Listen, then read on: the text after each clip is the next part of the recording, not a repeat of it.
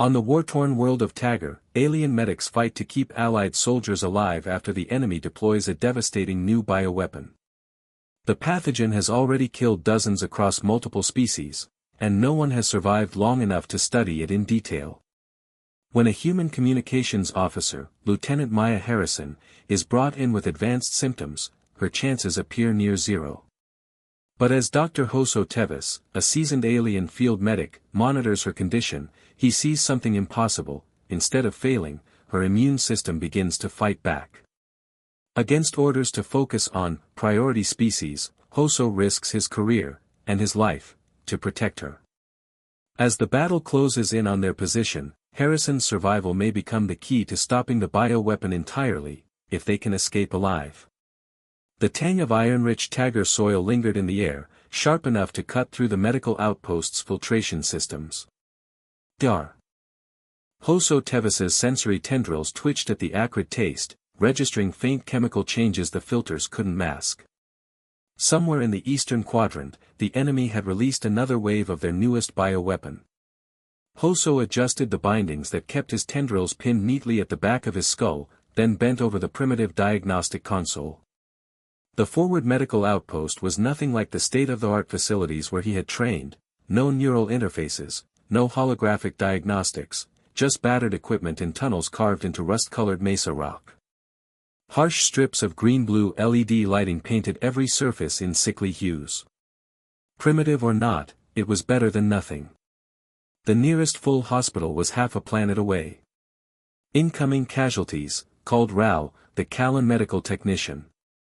The short, gray-skinned alien moved quickly for someone with such stubby legs, already clearing space in the intake area. The outer doors cycled open, flooding the room with brighter daylight. Hoso's wide, faceted eyes adjusted instantly. The stretcher teams rushed in, 3 Delos soldiers with crush injuries, a Khan with breathing distress, and a human. Hoso's voice dropped unconsciously. Human. He had treated only 2 humans in his 15 cycles of service. The species was new to the Allied forces, their fragile physiology a challenge for non-human medics. This one appeared female, her skin a warm brown scattered with darker freckles, black hair tied back but starting to come loose. Even among her kind, she was tall, though to Hoso's eyes she looked unnervingly delicate. First Lieutenant Maya Harrison, reported one of the alien soldiers carrying the stretcher. Caught in the latest bioweapon deployment. Respiratory distress began 20 minutes ago. Purple lesions were already blooming on her exposed skin. Hoso recognized them instantly, the same pattern seen in victims who rarely lasted more than an hour without advanced care. Get me a full biological workup, he ordered, his retractable claws sliding out as he prepared to cut away her uniform for examination. Shall I divert resources from the Delos casualties? Ral asked cautiously. Hoso hesitated. Protocol was clear, when resources were limited, species with established treatments and higher survival odds got priority. For this pathogen, Delos recovery rates were 67% with treatment. Humans, unknown. Before he could answer, Harrison's monitor screamed an alarm. Oxygen saturation plummeting. Begin standard antipathogen protocol, Hoso snapped. The injector hissed as it delivered a broad-spectrum immune booster into her arm. As her blood welled up around the injection site, Hoso froze. The color wasn't quite right, different from every other case he'd seen. Something's different, he murmured, sliding a sample into the analyzer. The machine hummed slowly, its outdated sensors struggling to keep up. While he stabilized her breathing, the results appeared. Hoso's tendrils stiffened. What is it? Ral asked. Her lymphatic system is responding. Not failing, engaging. The pathogen isn't overwhelming her. It's being resisted. That was impossible. Human physiology was supposed to be primitive, requiring constant medical intervention to survive alien environments. This bioweapon shredded the immune systems of every other species within hours. Yet here was a human, in critical condition, but fighting back. Run a comparative analysis against other cases, Hoso said, his professional detachment cracking under the pull of curiosity. Before Raoul could move, the outpost shook violently. Dust rained from the ceiling. Enemy forces breached outer defenses, came a voice over comms. 2 hours until they reached the perimeter. The door opened again, and Commander Vogar stepped inside. The tall, gaunt Delos officer swept the room with his 6 pale eyes. Report. 3 Delos, 1 Khan, and 1 human infected with the bioweapon, Hoso said. The commander's gaze fixed on the Delos soldiers immediately. Stabilize our people first. Evacuation shuttles arrive in 90 minutes. Priority patients ready for transport. Sir, Hoso began, the human is showing an unprecedented immune response. If we can study it, I'm familiar with the deterioration pattern, Vogar cut in. We've lost 17 to this pathogen already. Standard protocol applies. Standard protocol meant comfort care only for patients with less than a 40% survival probability. With no survival stats for humans, that meant she was last in line. With respect, Commander, this case is different, that's an order, Doctor. Vogar turned away. Hoso looked down at Harrison. Her heart rate was stabilizing. Neural activity was normal, no sign of the chaos this bioweapon caused in its victims' brains. Her eyes flickered open. Am I dying, Doc? You've been exposed to the Yatter pathogen, Hoso said carefully. Your body is fighting it. She gave the barest smile. We're good at fighting things we shouldn't win against. Then her body convulsed violently, monitors screaming. Raoul rushed over with emergency gear. They forced her breathing back to normal, but the lesions were spreading again, though still, strangely, not as fast as they should. A decision solidified in Hoso's mind. Prepare isolation chamber 3. We're moving her. Raoul hesitated. The commander's orders, I'll handle the commander. This immune response could save lives. I'm not letting her die. They lifted her onto a gurney just as another explosion shook the ground. The isolation chamber had once been a storage vault, its rough stone walls reinforced with creaking durasteel. Now it was the safest place in the outpost, buried deep underground, shielded from the worst of the blasts above. The air recyclers groaned under the constant dust infiltration, leaving the atmosphere faintly stale. Hoso had been here for nearly 30 hours, sleeping in snatches, documenting everything. Harrison lay unconscious beneath the harsh strip lights, her chest rising and falling with steady effort. Purple lesions still mottled her skin, but their spread had slowed. You should rest, Raoul said as he entered, carrying a ration pack. The Callan had been slipping Hoso extra supplies, risking disciplinary action to help him keep watch. No need, Hoso rasped, eyes fixed on the monitor. Something's changing. Raoul leaned over the display. Her white blood cell count is climbing. Not just climbing, Hoso corrected, tendrils twitching with excitement. Look at the cell morphology, they're adapting to fight the pathogen. Faster than any species I've seen. That's impossible, Raoul whispered. No immune system can shift this quickly. Apparently, humans can. The door hissed open, and Commander Vogar's shadow stretched across the floor. His uniform was immaculate as always, his 6 eyes sweeping over the chamber. The human still lives, he said flatly. Her condition is stabilizing, Hoso replied. The pathogen's advance has slowed, and her immune response is intensifying. Vogar stepped closer, studying the displays. Temporary fluctuation before terminal collapse. We've seen it before. Not like this. Hoso pointed to the antibody markers on the scan. She's generating targeted defenses. This isn't decline, it's battle. The comm unit on the wall crackled to life. Eastern Quadrant Outpost, this is Dr. Jones, 4th Terran Expeditionary Force. Requesting update on Lieutenant Harrison's condition. Hoso activated the channel. Critical, but stabilizing. Are you familiar with your species' immune response to novel pathogens? That's why I'm calling, came the reply. If she's surviving this strain, I need to see her. Arrival is inadvisable, Vogar interjected. Upper access points are compromised. I'm already at your secondary entrance, Jones said. Security is verifying my credentials now. Vogar's eyes narrowed. You have until the final evacuation transport departs. Then he left without another word. 4 hours later, Dr. Jones arrived, a compact human with close-cropped gray hair and a slight limp. He studied Harrison's lesions with professional interest. You administered no antipathogen treatment, he asked.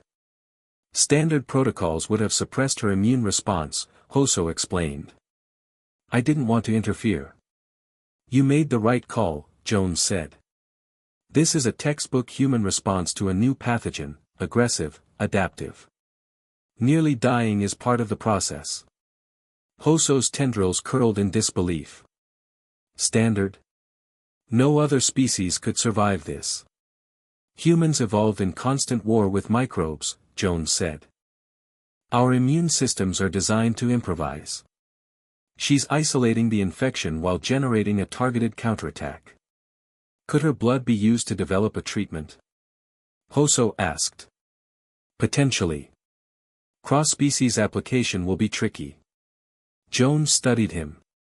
You risked your career for her. Before Hoso could respond, the entire chamber shook violently. Sirens blared. Perimeter breach, a voice shouted over comms. Level 3 compromised. The door slid open and Vogar stepped in, his uniform now dust-streaked. Final evacuation in 15 minutes. Bring only essential medical data. His gaze landed on Harrison. I presume the experiment is over. As if in answer, Harrison groaned, eyes fluttering open. She tried to speak, but her voice was a dry rasp. Ral helped her drink. Evac, she managed. Yes, Hoso said. Can you move? She tried to sit, but collapsed back against the bed. Give me a minute. Another explosion rattled the chamber, showering dust. Jones glanced at the commander. She needs a stretcher. We have critically injured Delos personnel, Vogar said coldly. The human can walk or remain behind. She can't walk, Hoso snapped. Her blood may hold the key to stopping this weapon. And my people are dying from a neurological agent the enemy just deployed, Vogar countered. I will not prioritize one human over my entire division.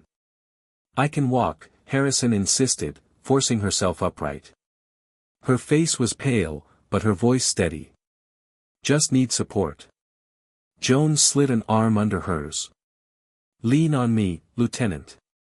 Hoso hesitated. The neurological agent was already disabling Delos medics. Vogar was right, his people needed treatment now. Go, Harrison said softly. Your people need you. I'll be fine. Hoso's tendrils curled tightly. Transfer all of her data to my personal unit, he told Ral. Dr. Jones, get her to the evacuation point. I'll attend to the Delos casualties. Another explosion rocked the outpost, plunging them into darkness until the emergency lights flickered back on. The comms flared again, Yatter forces have breached level 4. Route to Transport Bay 3 is compromised, divert to maintenance tunnels. Hoso's mind raced. The maintenance tunnels were narrow, twisting, and dangerous. But they were the only way out. He looked to Ral. Help Jones with the lieutenant. Take the eastern tunnel branch, it's wider, more direct. I'll take the Delos through the northern path. We meet at extraction. Harrison reached out, gripping his arm with surprising strength. Thank you, she said. For seeing what others didn't. Hoso met her gaze. Perhaps we've underestimated humans all along. She smiled faintly. Takes a good doctor to know when to let nature lead. They parted at the tunnel entrance, one group moving east, the other north. Above, the muffled roar of battle echoed through the stone. Below, in the narrow dark, a race for survival had begun. The maintenance tunnels were a labyrinth of rough-hewn passages, their walls etched with geometric patterns left by Tagger's ancient subterranean species. The faint glow of bioluminescent fungi painted everything in ghostly blue, offering just enough light to see but far too little for delicate medical work. Hoso led 7 Delos patients, each showing worsening neurological symptoms from the new Yatter agent. Tremors shook their limbs. Their once precise movements had become clumsy. Time was running out.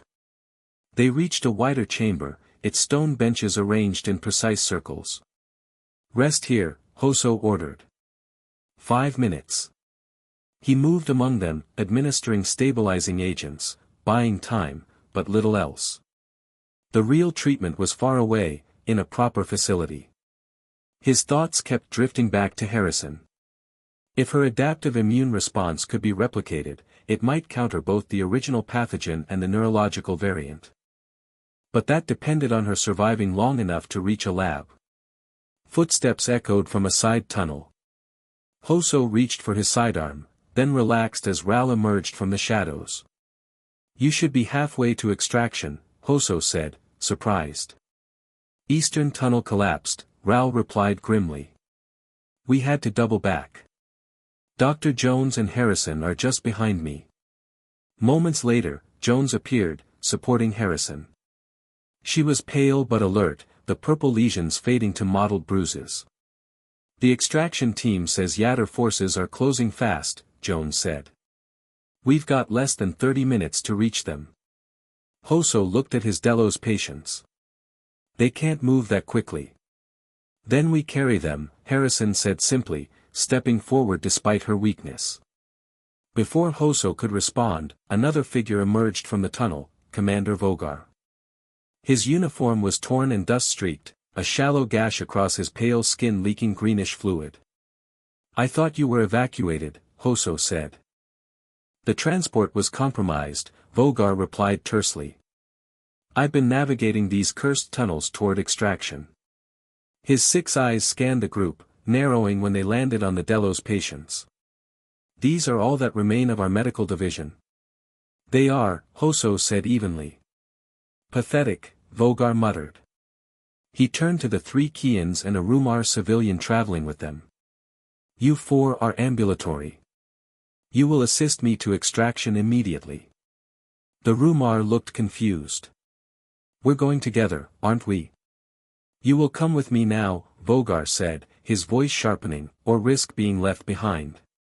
I will not be delayed by those who cannot keep up." Those are your colleagues," Hoso said coldly. "They've treated countless patients, including your own people." "Their liabilities," Vogar shot back. "The neurological damage is irreversible. Even if they survive, their careers are over. I refuse to waste the extraction team's time." One of the Kians straightened. "We're not abandoning anyone, Commander. We move together, or not at all." "I am the ranking officer," Vogar hissed. "You will follow my orders." "Actually," Harrison said, her voice steady despite her exhaustion, "in an evacuation, medical officers decide patient movement. Section 47B of Allied Protocol." Vogar's eyes locked on her with contempt. "You barely qualify as a patient, Lieutenant." "She's right," Jones added calmly. "Dr. Tevis has authority here." "I've indulged this insubordination long enough," Vogar snapped. "The human should have died days ago. Instead, you've wasted resources on an anomaly while my people suffer." Hoso's gaze narrowed. "Her survival could save countless lives." "It's irrelevant," Vogar snarled. "Humans are a primitive mistake, dangerous and unpredictable. They never should have been in the Alliance." Hoso noticed something then, a faint violet tinge around the edges of Vogar's eyes. His tendrils stiffened. "Commander, when were you exposed to the bioweapon?" "I wasn't," Vogar snapped. "You're showing early neurological symptoms," Hoso pressed. Enough. Vogar shouted, his hand going to his sidearm. I will not be diagnosed by a traitor to his own species. The Rumar civilian stepped forward. No. You would abandon the injured. You threaten patients with a weapon. You want to use us as porters so you can save yourself. Before Vogar could respond, Harrison moved between him and the group, standing protectively despite her weakened state. Lower your weapon, Commander. Stand aside, Lieutenant. No, sir, she said firmly. You're welcome to join us. But you will not threaten patients under my protection. One by one, the others moved behind her, a silent wall of defiance. Vogar's glare swept the chamber. You've turned them against me, he said to Hoso, voice trembling with rage. No one turned anyone, Hoso replied. You need medical attention. My judgment is perfect, Vogar growled. He backed toward a side tunnel. That leads deeper underground, Raoul warned. Extraction is the other way. I don't need your directions, Vogar spat. With a final venomous glare, he disappeared into the dark. For a moment, the group was silent. Should we go after him? Raoul asked. Hoso hesitated, torn between duty and survival. He's chosen his path. We have to get these patients out. He's infected, Harrison said quietly. He won't make it far. Another tremor rolled through the tunnel. Stone dust drifted from the ceiling. Move, Jones urged. Now. They fashioned makeshift stretchers from scavenged materials. Even Harrison took a corner of one, her face pale but her step steady. Hoso fell into step beside her. In all my years of medicine, I've never seen recovery like yours.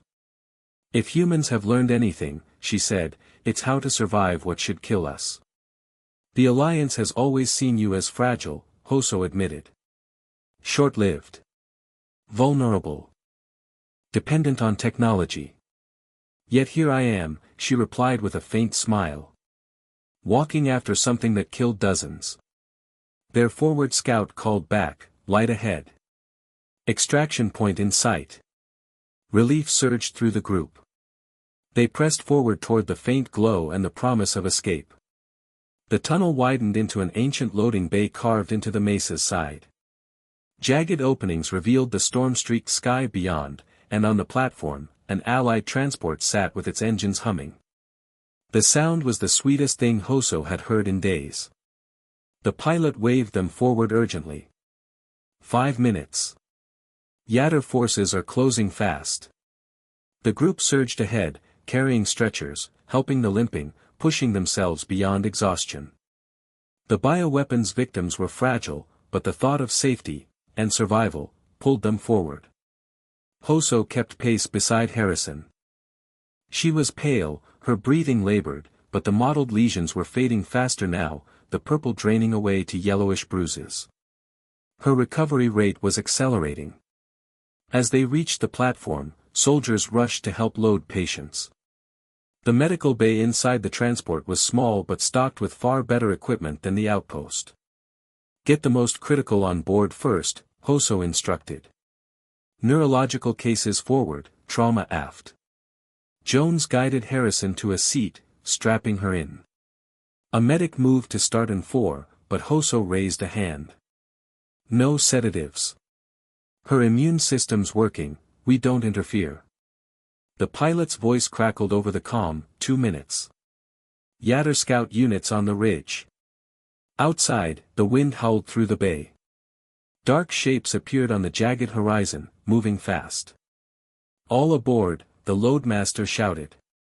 Hoso took one last look at the tunnel entrance. Part of him expected Vogar to emerge, staggering but alive. Instead, only darkness stared back. The moment stretched, then the hatch slammed shut.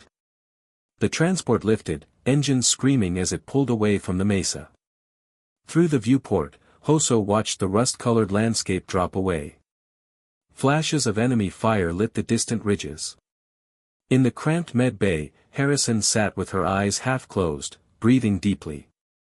Hoso approached, his voice low. How do you feel? Like I lost a fight, she said, but I'm still standing. You're more than standing, Hoso replied, glancing at the monitor. Your antibody count is off the charts. The pathogen's nearly gone. Jones leaned in, scanning the readouts. At this rate, she'll be clear in less than 24 hours. Faster than even I expected. That's remarkable, Hoso murmured. Every other case ends in systemic collapse within hours. Your immune system isn't just resisting, it's adapting faster than the pathogen can mutate. That's what we do, Harrison said simply. We adapt. Hoso studied her, not just as a patient, but as a key, maybe the only key, to stopping the Yatter weapons. If we can replicate this, if we can transfer the mechanism across species, Jones cut in, then we have a countermeasure. But we'll need samples, full sequencing, controlled trials. And all of that takes time. Time they didn't have. The warfront shifted daily. By the time the labs had what they needed, the Yatter might release a new strain. The transport jolted suddenly. Warning lights flared.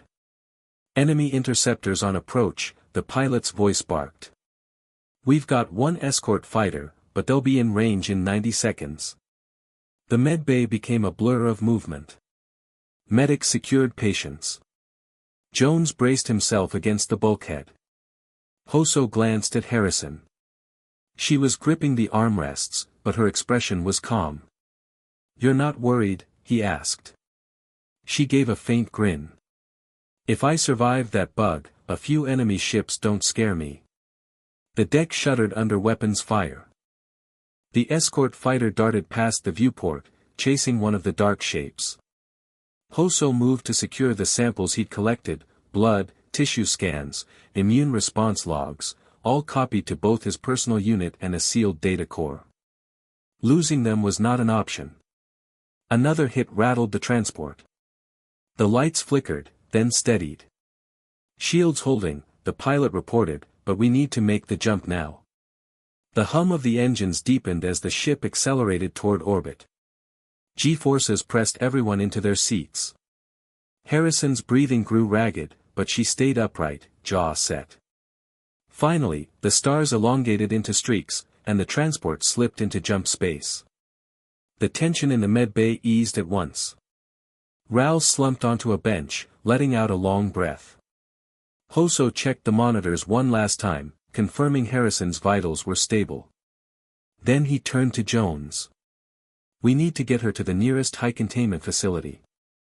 Every hour counts. I'll arrange it, Jones said.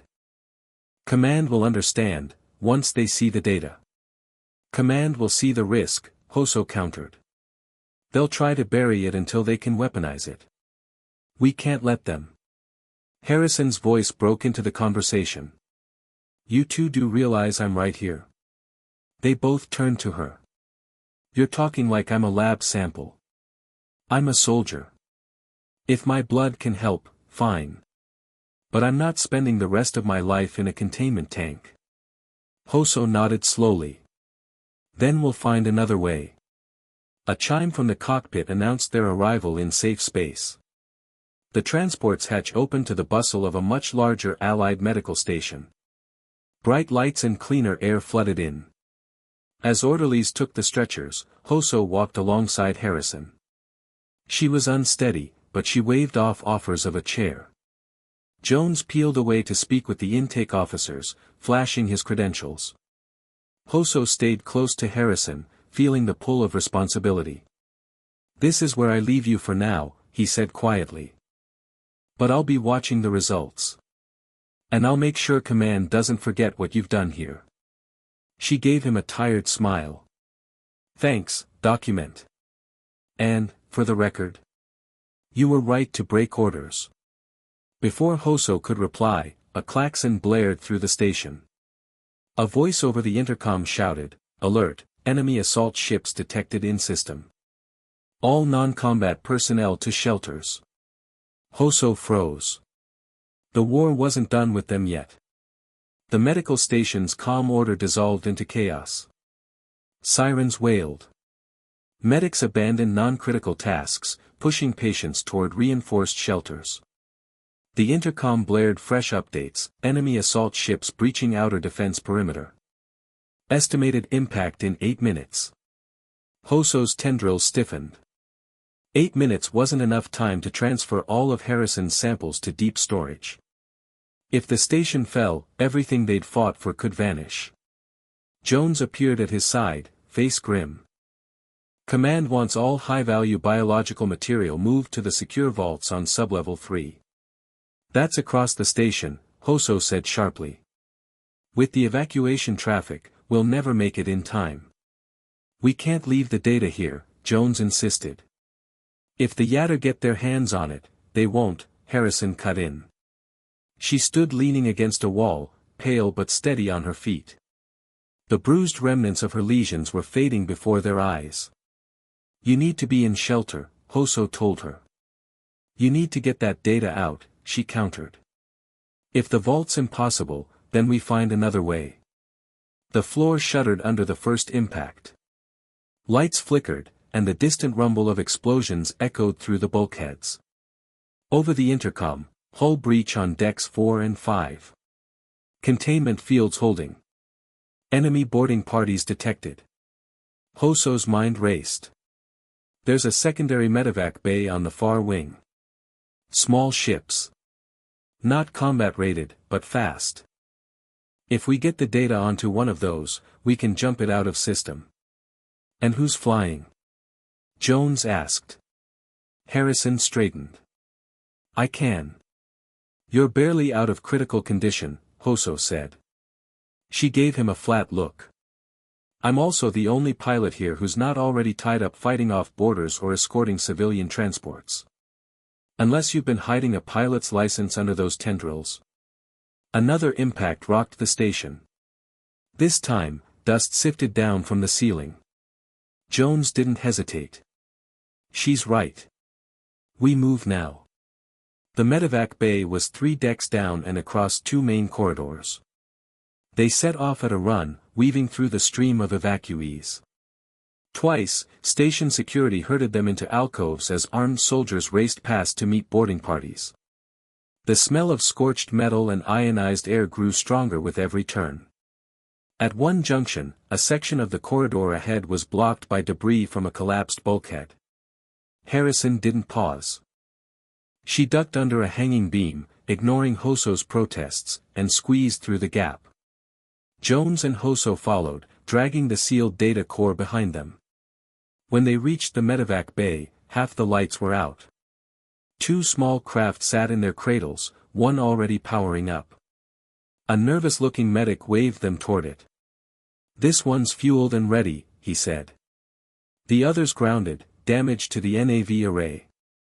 Hoso climbed aboard first, securing the data core in the ship's reinforced storage compartment. Jones strapped into the co-pilot seat, running through pre-flight checks. Harrison dropped into the pilot's chair, fingers moving across the controls with the easy confidence of someone who had flown under worse conditions. Control, Medevac 7, she said into the comm, request immediate launch clearance. Static crackled, then a harried voice replied, cleared for launch. Be advised, enemy interceptors in local space. Jump as soon as you clear the bay. The bay doors yawned open, revealing the starfield beyond, and flashes of weapons fire from the battle raging just outside. Harrison gripped the controls. Hold on. The medevac ship shot forward, inertia pressing them into their seats. They threaded between drifting debris and the burning remains of a destroyed fighter. Enemy tracers lit the void around them. An interceptor swung into pursuit. They've locked weapons, Jones warned. Harrison rolled the medevac hard to port, throwing the shot wide. Not today, she muttered. Her hands moved in a blur, coaxing every scrap of speed from the underpowered engines. Hull integrity at 94%, Hoso reported from the system's console. Shields holding. Not for long, Jones said. A friendly escort fighter dove into their path, lasers raking the enemy interceptor's hull. The hostile ship veered off, trailing smoke. That's our window. Harrison punched the throttle. Stars stretched, and the medevac leapt into jump space. For a long moment, no one spoke. The tension drained from the cabin, leaving only the hum of the drive. Hoso glanced at the secure compartment. We got it out. The data, the samples, it's all here. Harrison leaned back in her seat, exhaling slowly. Good. Now we make sure it ends up in the right hands. Jones looked at her. You realize Command will want to put you in isolation the moment we land? They can try, she said, a faint smile tugging at her lips. But I'm not their lab rat. I'll give them what they need to make a cure. After that, I go back to the front.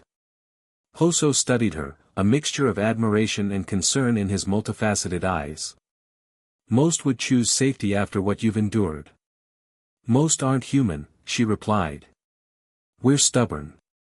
Sometimes that's the only reason we're still here. The medevac ship sailed on through the tunnel of light. Somewhere ahead, a safe harbor waited, a place to turn the raw miracle in Harrison's blood into a shield for the entire alliance. Hoso leaned back, exhaustion finally catching him. Lieutenant. I meant what I said before. We underestimated your species. I underestimated you. She gave a tired laugh. Doc, underestimating humans? That's practically tradition out here. Her gaze drifted to the viewport, to the rushing streaks of starlight. But maybe after this, they'll think twice. The silence that followed wasn't empty, it was filled with possibility. In the hum of the engines, in the steady pulse of the life monitors, in the knowledge that survival wasn't just chance, it was proof.